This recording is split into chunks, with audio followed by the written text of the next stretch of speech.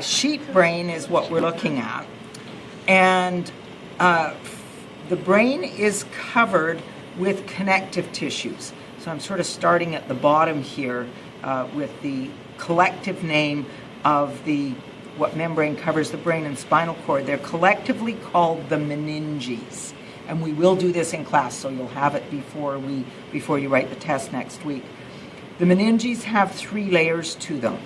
The outer layer is really, really, really tough, fibrous connective tissue, really tough.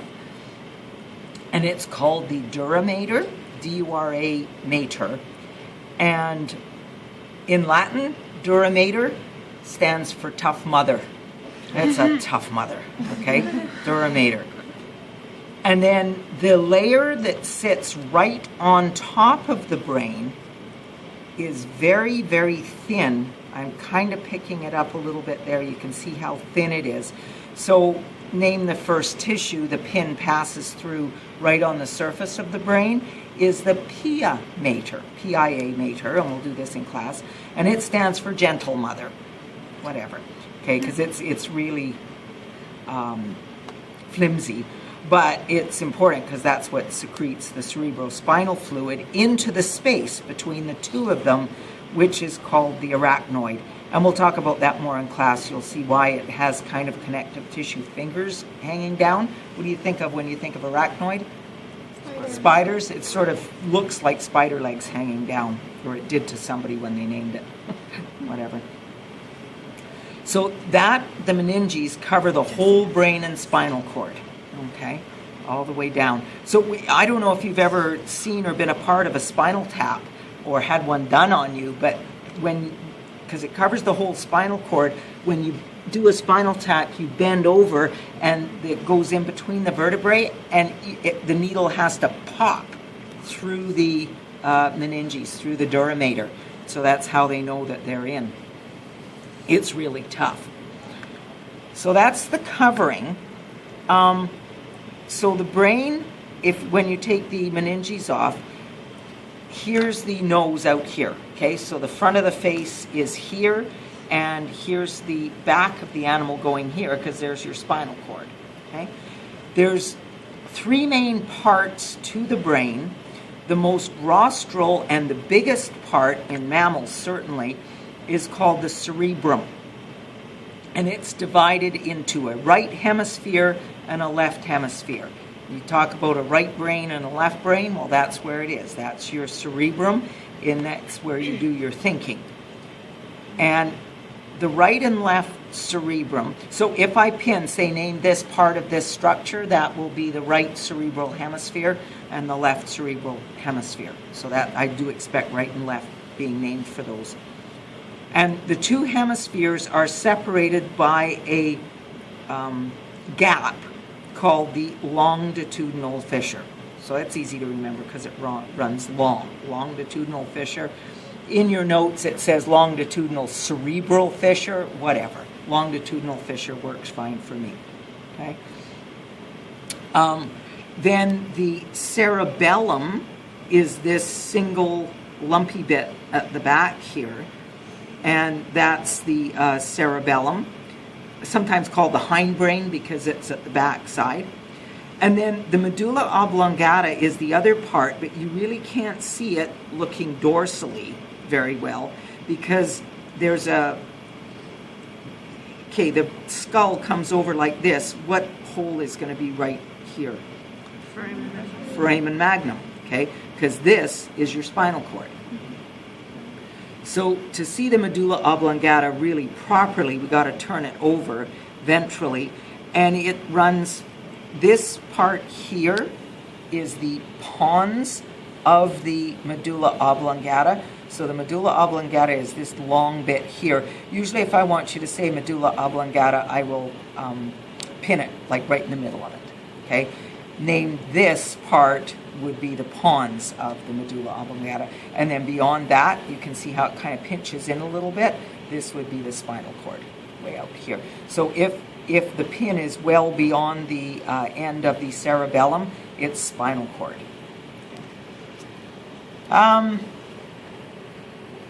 Oh, and the other thing, on the surface of the brain, there are a number of folds, so sticky hills and valleys, if you want. The hills or the folds are called gyri, and the valleys or the grooves are the sulci. Sulci or sulci, whatever. They're the grooves in there. And the purpose of the hills and valleys, or the gyri and sulci, are to increase the surface area. Just like the villi in the intestine increases surface area for absorption, the more gyri and sulci there are, the more surface area there is for thought processes. Okay? If you've ever seen a picture, or if you look at the models of the human brains up in the cabinet there, human brains have a lot more. Sheeps are not known for, this is a sheep brain, they're not known for their super intelligence. So there's not a lot of gyri and sulci on their brain surface. The nervous system is great for delivering ultimate insults. As a species, sheep don't have many, humans have lots. But if you want to deliver an ultimate insult to somebody, you think they're being really stupid or something like that, you're such a smooth brain. Oh, ultimate insult. And 90% of the people won't know what the heck you're talking about, which makes it even funnier because you've just insulted the heck out of them and they don't even know it. Is that funny? Maybe it's not funny. It's not funny. Okay, anyways, I just realized I'm on camera. Ultimate insults going out over the internet. Red River instructor gets fired. Okay. All right, I get myself in more trouble. I'll try to cut it out. Thanks. Okay, so the gyri and sulci, and that's what their function is, okay, is to increase the surface area for mental activity or something to that effect. Okay, so ventrally, the olfactory bulb. What sense is the olfactory sense? Smelling, the sense of smell. They are very fragile. They're the most rostral thing that you can see on the ventral brain. Can't see them dorsally. But they're quite... Humans have very small olfactory bulbs. Our sense of smell is fabulous. Sheep, okay, most animals tend to have larger olfactory bulbs. And so that's those guys, they're the most rostral thing there. The optic nerve, okay, so the eyes are over here. The optic nerve has come from the eye. And the optic nerves cross. Most nerves cross in the brain from right to left. Okay?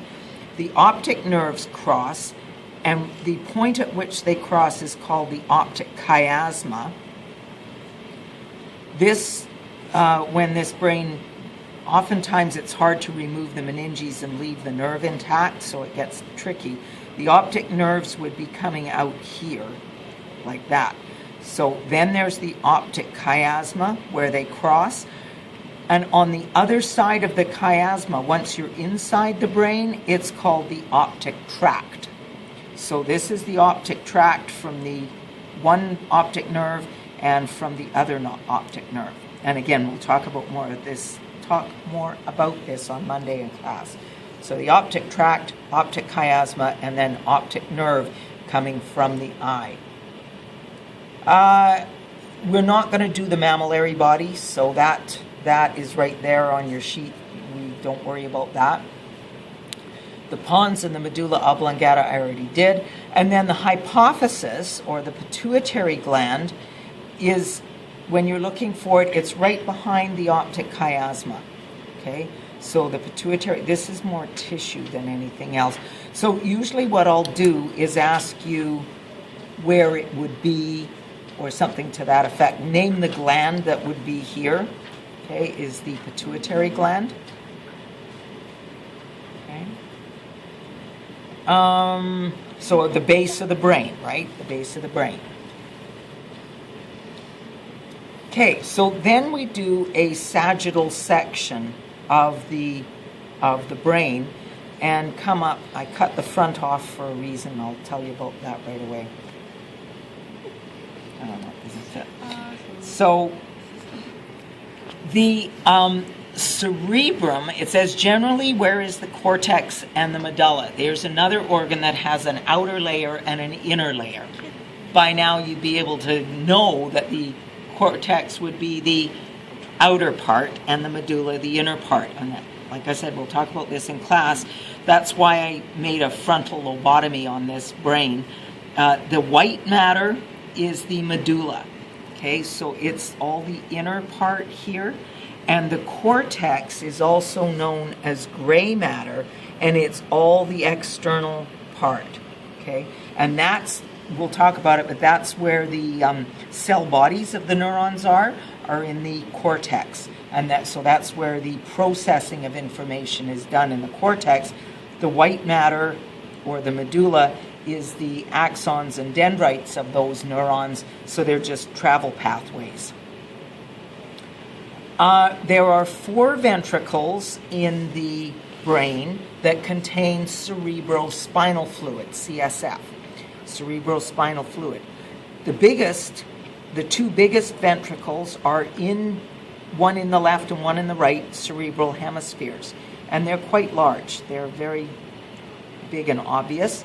Cerebrospinal fluid in here. And the top of that ventricle is tissue called the corpus callosum, and so name this tissue would be the corpus callosum, and that's where the right and the left hemispheres connect. That's where the nerves cross from the right side of the brain to the left side of the brain. Okay, so that's at the bottom of the longitudinal fissure. The pin would be going right into the corpus callosum. Okay, so it's connected at the bottom of the hemisphere by this tissue here, the corpus callosum. Okay, so the lateral ventricle, olfactory bulb, you can't see on this because I cut it off, but it's, again, you can see it laterally on most cases as well. The optic chiasma, I will always ask you on a ventral brain like this so that you can actually see them, the crossing. The thalamus is just below the lateral ventricle, and it's vaguely circular in appearance. Okay, I would make a new cut, I think, for the test, just so that you can see it better. This is getting kind of old. But the thalamus there, and the hypothalamus then would be right below it, and then that's where the pituitary gland would be, okay, hanging off of that. And I'll give you the functions of all of these afterwards. The pineal body, I think that's it, okay, right inside. Transverse fissure, of course, name this space would be my question. Name this space, the transverse fissure between the cerebellum and the cerebrum, or I could do it on a whole brain, name this space, or name this space. Notice the cerebellum, when it's cut open, has that pretty little tree-like look to it. The cerebellum, and that's the arbor vitae. It's called the tree of life. Arbor vitae, whatever. Okay, because when we get to this, look at the function of the cerebellum, there's a lot of basic life functions that occur in here, non-thinking stuff. The third ventricle is located just this space in here. Okay, third ventricle. And then there's a passageway down to the fourth ventricle, which is between the medulla and the cerebellum. Okay, and it just helps the cerebrospinal fluid to flow. Cerebrospinal fluid also exists in between the pia mater and the dura mater. Pictures are good in your book. Oh, and that's it. Okay, so I'll bring